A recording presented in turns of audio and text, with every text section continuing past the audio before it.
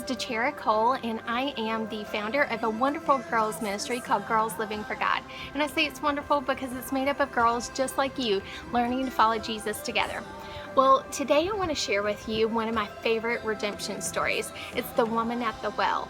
Now stick with me because maybe you'll learn a little bit of something new like I did. The story begins with Jesus. After he had ministered to a lot of people, he ended up at this well and he was resting, and this woman came, and as she came up to the well, Jesus said, will you give me a drink of water?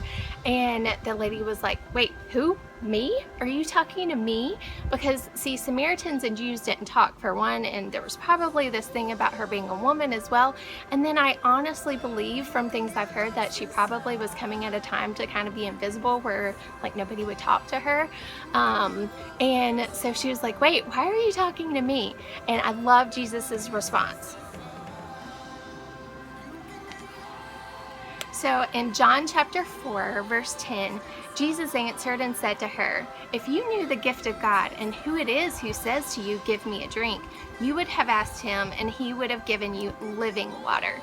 And I love that because, well, for one, the woman's thinking physically, like, hey, I have this need of water. But Jesus is always talking about what is more important, which is the spiritual aspect. And he actually ends up calling this woman out on some things.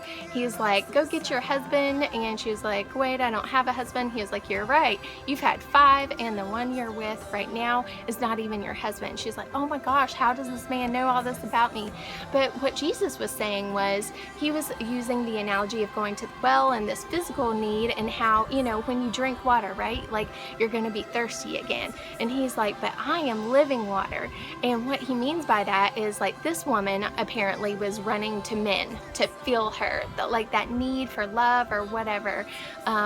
She was running to men for that, and it was leaving her empty over and over again, because only Jesus is meant to fill that. And so Jesus is like, if you come to me and you ask me, I will give you living water and you'll never thirst again.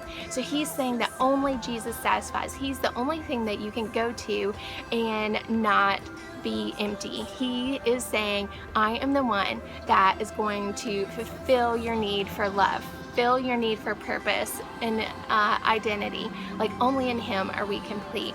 So I want you to take time to think about your life. What is it that you keep running to over and over again to fill a need, and it's a temporary fill and it leaves you empty?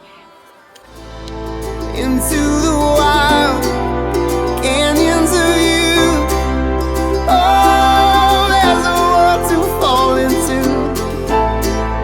Weightless will dance like kids on the moon. Oh, I will give myself to you as soon as you start to let go.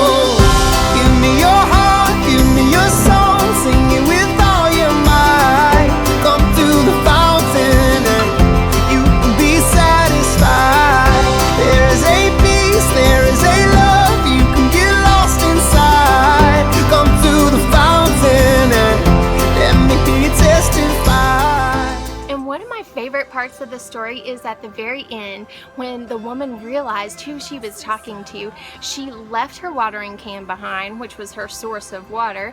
She ran to the nearby city and started to testify, is this the Christ? And I just love that, because as you finally set aside the things that the world tells you to seek and try to fill your soul, but instead you search for Christ and you have that deeper relationship with him and he fills you, then you should testify about that. And that's a big part of Girls Living for God. So make sure to go to our website, GL4G.com. That's the number 4, girlslivingforgod.com, and go to connect and share. And we want to hear what God is doing in your life and teaching you, because you can testify. You can find more stories of redemption and blogs and girls sharing at girlslivingforgod.com. Stay in touch and make sure and comment down below so that we can share with one another and grow together.